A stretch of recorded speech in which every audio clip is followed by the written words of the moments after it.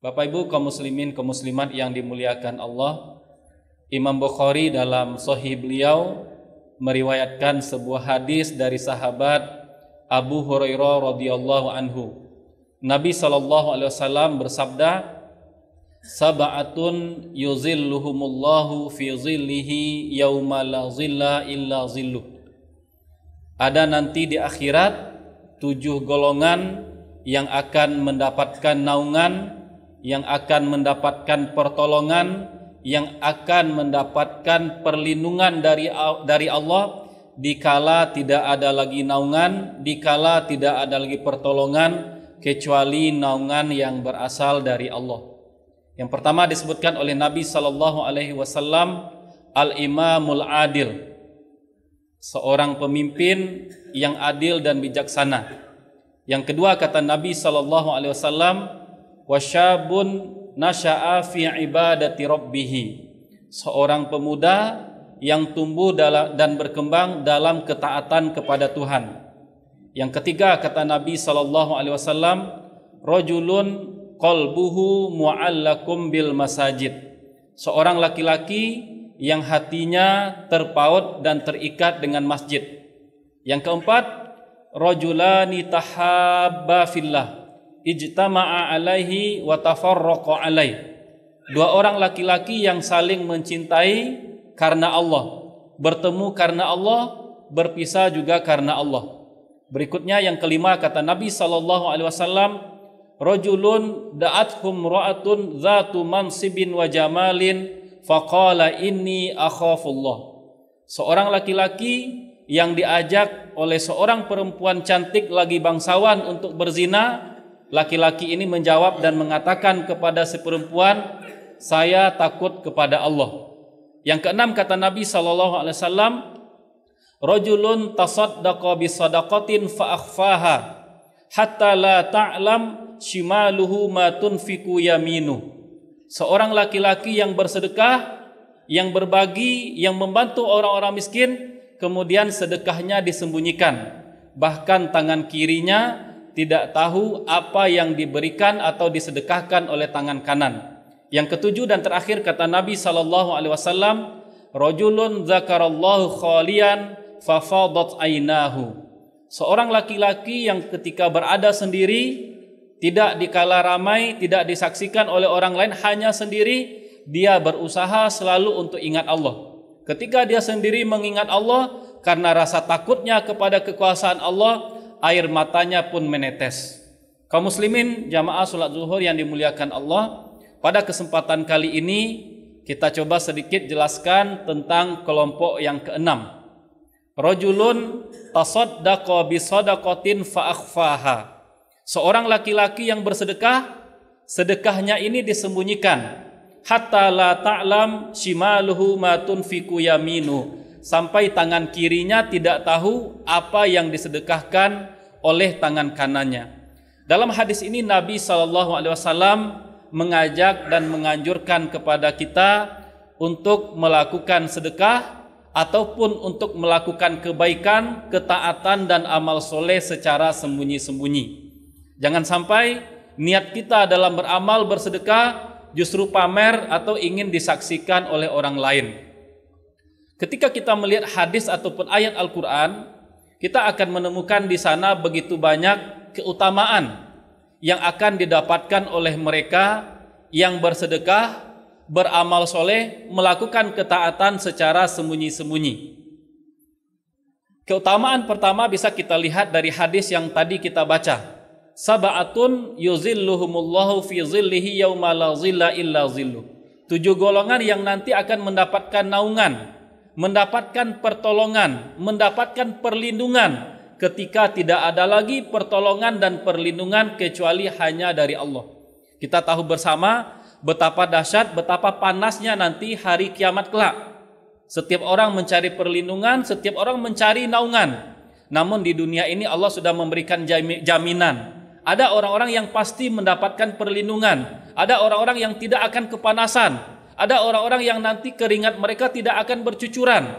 Dalam hadis bahkan disebutkan, karena begitu panasnya hari kiamat, ada yang keringatnya sampai mata kaki, ada yang keringatnya sampai ke lutut, bahkan ada yang keringatnya sampai ke bahu. Namun orang-orang yang 7 tadi, mereka sudah pasti mendapatkan jaminan dari Allah. Mereka tidak ketakutan di saat orang takut, mereka tidak kecemasan di saat orang cemas, mereka tidak kepanasan di saat orang lain merasakan begitu dahsyatnya panas hari kiamat. Ini keutamaan yang pertama.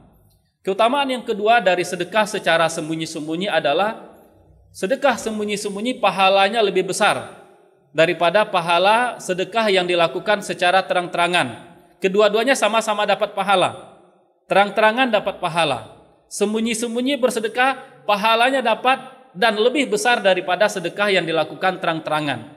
Dalam surat Al-Baqarah ayat 271 Allah berfirman, "In tubdus sadaqati fani'immahi wa in tukhfuha wa tu'tuhal fuqara'a fahuwa khairul lakum wa yukaffiru ankum sayyi'atikum wallahu bima ta'maluna khabir."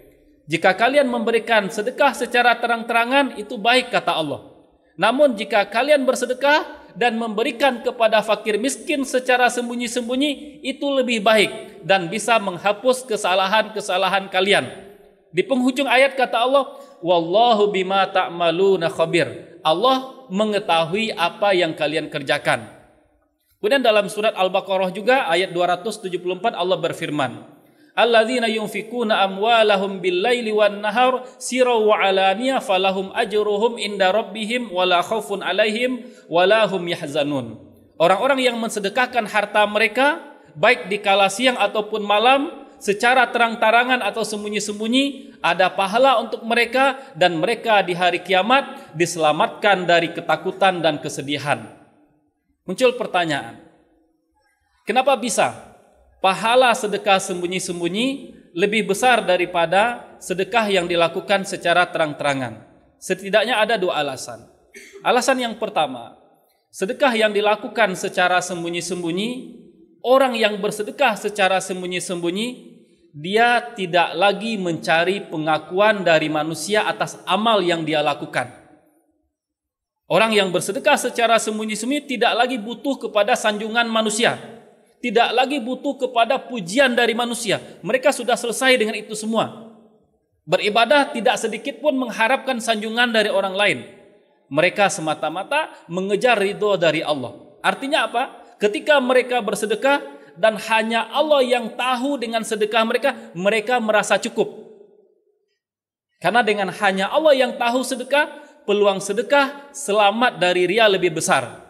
Betapa agungnya, betapa mulianya ketika seseorang bersedekah yang diharapkan dari sedekah hanya keridhaan dari Allah, bukan sanjungan dan pujian dari manusia. Alasan yang kedua, kenapa sedekah sembunyi-sembunyi pahalanya bisa lebih besar? Dengan bersedekah secara sembunyi-sembunyi bisa menjaga harga diri dan kehormatan orang-orang fakir yang diberikan sedekah. Sebahagian orang kemiskinan itu bisa melukai harga diri. Bagi sebahagian orang seringkali kemiskinan bisa menyebabkan harga diri mereka menjadi rendah. Maka orang yang bersedekah secara sembunyi-sembunyi secara tidak langsung menyelamatkan harga diri orang-orang miskin yang mereka berikan sedekah. Terkadang bagi sebahagian orang mereka merasa tersinggung ketika diberikan pemberian secara langsung, secara terang-terangan.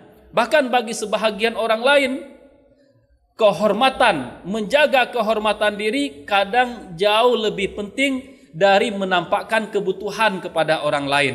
Maka dengan bersedekah secara sembunyi-sembunyi, ada nilai sedekah, ada ketenangan hati, ada juga perasaan dan harga diri orang-orang fakir yang dijaga. Ini keutamaan yang kedua. Keutamaan ketiga dari sedekah yang dilakukan secara sembunyi-sembunyi bisa mencegah datangnya kemurkaan Allah. Dalam hadis yang diriwayatkan oleh Imam Tabrani disebutkan, shadaqatus sir tudfi'u ghadabar rabb wa sana'iul ma'ruf taqi masari as-su. Sedekah sembunyi-sembunyi kata Nabi SAW bisa memadamkan kemurkaan Tuhan. Sedangkan perbuatan-perbuatan baik bisa menyelamatkan seseorang dari su'ul khotimah. Keutamaan terakhir dan keempat dari sedekah secara sembunyi-sembunyi adalah bisa mengundang dan mendatangkan kecintaan dari Allah. Dalam sebuah hadis disebutkan oleh Nabi SAW, ada 3 golongan yang dicintai oleh Allah.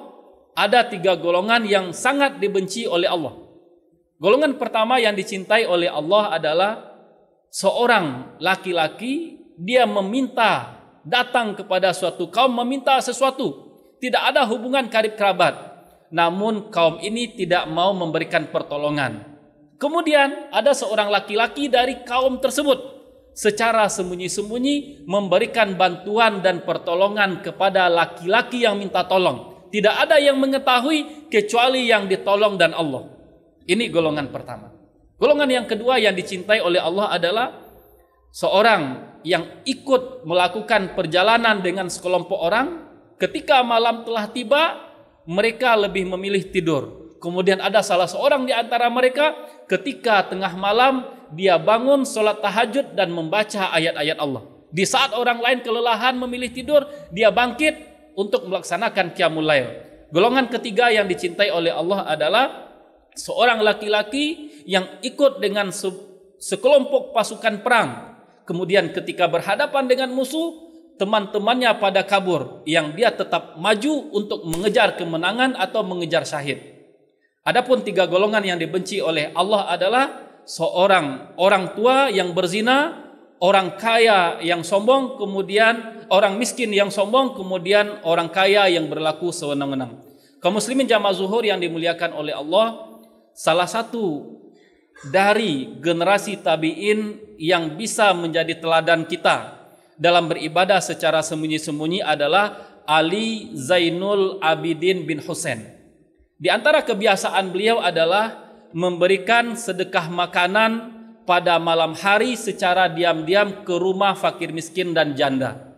Yang lebih hebatnya lagi, sedekah makanan ini dipanggul sendiri, dibawa sendiri, diletakkan di punggungnya sendiri. Beliau tidak pernah membawa asisten, tidak pernah membawa pembantu, tidak pernah membawa teman. Tujuannya hanya satu, agar kebaikan ini tidak diketahui oleh seorang pun. Ketika beliau meninggal dunia, ketika jenazahnya dimandikan, ada bekas-bekas hitam di punggung beliau. Karena selama ini hampir tiap malam membawa makanan dipanggul sendiri, diantar ke rumah fakir miskin dan janda. Setelah beliau meninggal dunia, fakir miskin dan janda-janda yang selama ini mendapatkan bantuan baru sadar. Ketika mereka tidak lagi mendapatkan bantuan makanan, setelah Ali Zainul Abidin bin Husain meninggal dunia. Di antara kebiasaan para ulama salaf adalah mereka selalu berusaha menyembunyikan kebaikan, sebagaimana kita juga berusaha menyembunyikan dosa. Ini hal normal. Menyembunyikan dosa itu normal. Yang agak luar biasa, yang tidak normal adalah ketika orang berbuat baik, mereka justru menyembunyikan kebaikannya. Imam Zahabi dalam kitab Syiar A'lam An-Nubala mengisahkan tentang Daud bin Abi Hindi. Beliau melakukan puasa sunat selama 40 tahun dan tak seorang pun yang tahu kalau beliau berpuasa sunat. Bukan sehari 2 hari, bukan sepekan 2 pekan, tetapi selama 40 tahun. Puasa sunat tidak ada seorang pun yang mengetahui. Ketika beliau akan berangkat ke pasar, istrinya menyediakan bekal. Karena istrinya tidak mengira suaminya sedang berpuasa. Bekal tetap dibawa, di perjalanan bekal ini diberikan sebagai sedekah. Kemudian sore hari pulang, ketika pulang beliau berbuka dengan keluarganya. Keluarganya mengira beliau makan malam seperti biasa, padahal beliau sedang berbuka. Yang luar biasa juga adalah yang diriwayatkan oleh Imam Hasan Al-Basri tentang Abdullah bin Al-Mubarak. Abdullah bin Al-Mubarak adalah salah seorang imam tabi'in yang sangat alim, yang sangat suka bersedekah, yang selalu ikut terjun ke medan jihad ketika terjadi perang. Diriwayatkan oleh Imam Hasan Al-Basri, suatu hari kami, kata beliau, dengan Imam Ibnu Al-Mubarak pergi ke tempat pengambilan minum. Di sana orang banyak mengambil minum. Ketika Imam Ibnu Al-Mubarak ke sana, beliau didorong oleh orang lain, disenggol oleh orang lain. Ketika beliau kembali, beliau berkata kepada Hasan Al-Basri, seperti inilah hidup yang sesungguhnya. Ketika kita tidak dikenali dan ketika kita tidak diperlakukan secara istimewa oleh orang lain. Hal yang sama pernah dialami oleh Umar bin Abdul Aziz. Suatu malam beliau belusukan, masuk ke masjid hanya ditemani oleh beberapa pengawal. Ketika berada di masjid, lampu mati. Beliau terinjak kaki seseorang yang sedang tidur. Seseorang ketika kakinya terinjak langsung bangun dan mengatakan, apakah engkau punya mata? Umar bin Abdul Aziz menjawab, ada, saya punya mata. Pengawal yang ada di sekitar beliau geram, ingin memberikan pelajaran kepada laki-laki ini. Karena beliau memberikan pertanyaan yang tidak sepantasnya kepada khalifah. Tapi ditahan oleh Umar bin Abdul Aziz. Jangan. Dia hanya bertanya kepada saya, apakah saya punya mata? Saya jawab, mata saya ada. Jangan kalian perpanjang lagi. Luar biasa. Ketika seseorang tidak dikenal oleh orang, ketika seseorang tidak ingin diperlakukan istimewa oleh orang lain. Sebagai kesimpulan, kaum muslimin yang dimuliakan oleh Allah, dalam kehidupan kita, di saat kita bisa beramal secara sembunyi-sembunyi, janganlah kita melakukannya secara terang-terangan ataupun memamerkannya, apalagi mengupload di media sosial. Di saat kita bisa bersedekah secara sembunyi-sembunyi, janganlah kita bersedekah secara terang-terangan, apalagi memamerkan, apalagi mengupload di media sosial kita. Ketika amal kita tidak terlihat oleh orang lain, kemungkinan besar amal kita akan selamat dari riya. Tidak ada hal yang lebih bahaya bagi amal melebihi perbuatan riya. Tidak ada hal yang bisa lebih menghilangkan pahala amal lebih daripada riya. Maka ketika amal kita tidak disaksikan oleh manusia, kesempatan kita selamat dari riya lebih besar. Ketika amal kita selamat dari riya, peluang diterimanya lebih besar. Ketika amal kita diterima oleh Allah, maka Allah akan mengangkat dan meninggikan derajat kita. Barangkali ini yang bisa kita sampaikan. Semoga bermanfaat bagi kita bersama. Terlebih dan terkurang mohon maaf. Wassalamualaikum warahmatullahi wabarakatuh.